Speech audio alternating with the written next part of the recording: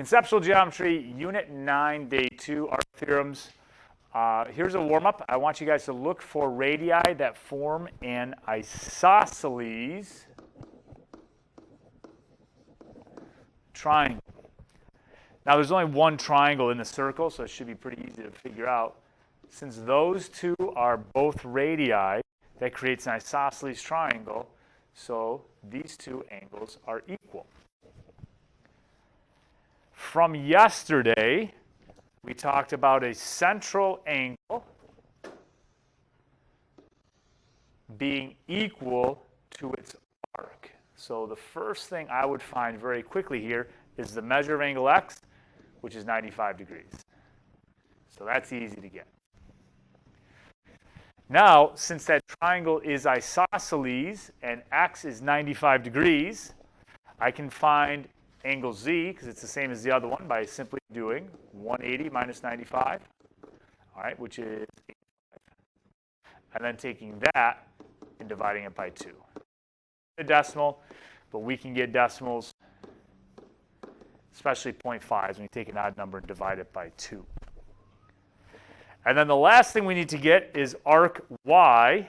So I'll use a different color to highlight that. And the one thing we should remember from yesterday is that a complete circle is 360 degrees. So if you know one arc and you want to find the other, you just take 360 and subtract the one arc, 95. All right, so that gets us 265.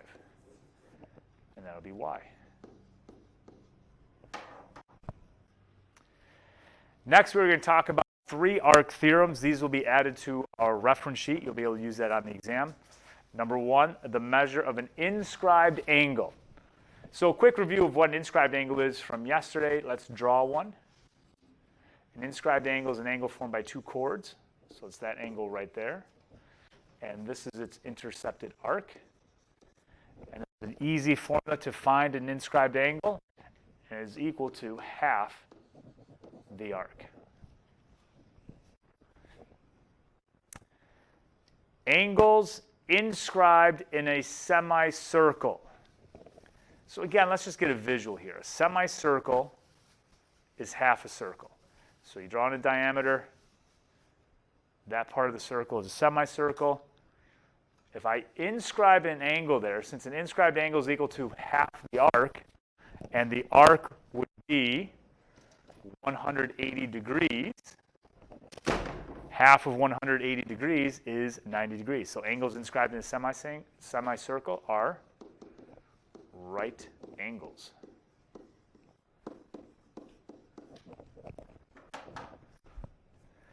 And the last one we'll talk about today. If a quad is inscribed in a circle, then opposite angles are supplementary.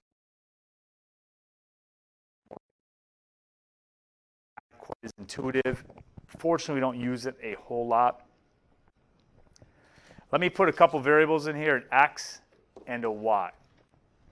So since the opposite angles are what's supplementary, if I want to find x, I take 180 minus the angle opposite it, 92. All right, so what's that, 88? And if you want to find y, you take 180 minus the angle across from y, 82, and that ends up being 98.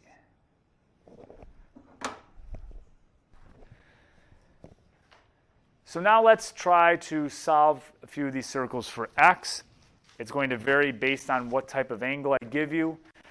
The key to a lot of these is to remember an inscribed angle equals half the arc. Now, if I give you the angle and you have to find the arc, we have to remember that relationship. The arc is bigger than the angle. So I'm either going to multiply by 2 or divide by 2, depending on what I'm finding. If I need to find the arc, because it's bigger than the angle, I have to multiply by 2. If I need to find the angle, because it's less than the arc, I have to divide by 2. It's all we're doing, multiplying and dividing by 2. It just depends on the diagram. So the first one here, this is my angle. I'm looking for the arc. The arc is bigger than the angle, so x has to be 75 times 2. or 150 degrees. It's just knowing which way to go, multiply by 2 or divide by 2. Now contrast that with the next example where I'm looking for the angle. The angle is half the arc. That's what we've said here. The angle is half the arc, so if I'm looking for the angle, I simply take 1/2 of whatever that arc is. So in this case, x will be 30 degrees. I'm going to skip around a little bit. The next one's a little tricky, so I want to take a look at the one below the first example here. I'm looking for the angle, and the arc is 170. Again, this is pretty straightforward because the angle is less than the arc, so you have to divide it by 2. 170 divided by 2, that gives you 85. Moving right, same situation. These are all inscribed angles. All the inscribed angles are half the arc. So since I'm looking for the angle, I take half of 70. That's going to be 35. And moving to the right once more. Now you're given the angle. So notice here, the angle is 110. I'm looking for the arc. Since the arc is always bigger than the angle, now I need to multiply by 2. And sometimes what I find useful is when I'm done, I'll put it in the diagram, and it should sort of make sense that your angle is half of the arc. And when I see it in the diagram, it makes a lot more sense. Now let's go back up to the one that we skipped. And if you notice here, the angle is what I'm looking for. So you think, okay, the problem is I've got the other 2 arcs, so I need to do some arithmetic. Remember from yesterday we said the number of degrees in a circle is 360. So I need to do a little bit of work here. I take 360 minus 150 and then subtract 70. All right, I believe that's 140. So this arc is 140 degrees. Now, to find x, since it's the angle, I can take half of that arc, which is 70 degrees.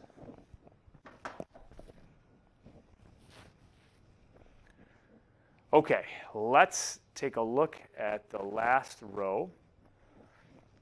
Now we're going to apply some of those other theorems we talked about on the previous page. This one here, you don't see any numbers, but you don't need to see numbers because if you remember, an angle inscribed in a semicircle. So since we're given the diameter, that has to be a right angle, 90 degrees. Moving right, this is our inscribed quad. We said the opposite angles are supplementary. They're not equal, they're supplementary. So if I wanted to find x, I have to take 180 minus 105. So that would be 75. And the last one in this group, we do have an inscribed angle. So I know it's half the arc. There's my inscribed angle. It will be half of this arc. But like the one up above, we don't know that measure. So we are just going to subtract the arcs we know from 360 first.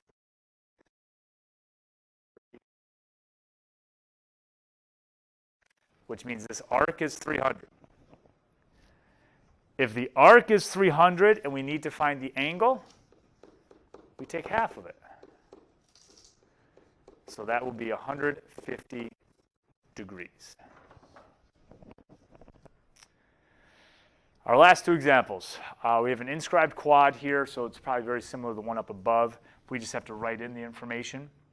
Measure of angle A is 103, so let's put that in the diagram there. A is 103. Measure of angle B is 50.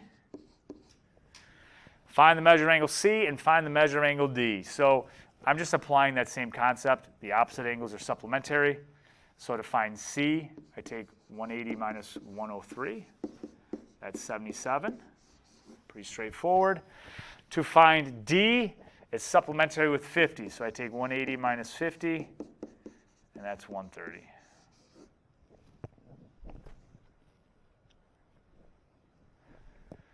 Now the last one here is kind of interesting. I'm given a circle. It says if measure of angle 1 is 30 degrees and equal to measure of angle 2. So this part right here gives us some information that's not in the diagram. So measure of angle, and that equals measure of angle 2, so that's also 30 degrees. Cool, all right. Now, to find arc X, I need to, since I have an inscribed angle here, and X is the arc, remember the inscribed angle is half the arc is bigger, so to find arc X, I have to take 30 times 2. So that arc is going to be 60 degrees. Now you guys can probably see that to find Z, I have to do something very similar, and since angle 1 and angle 2 are equal, you can show this work again, but I'm sure you understand it will be the same as arc X, which is also 60 degrees. And finally, to find Y, I'll use a different color.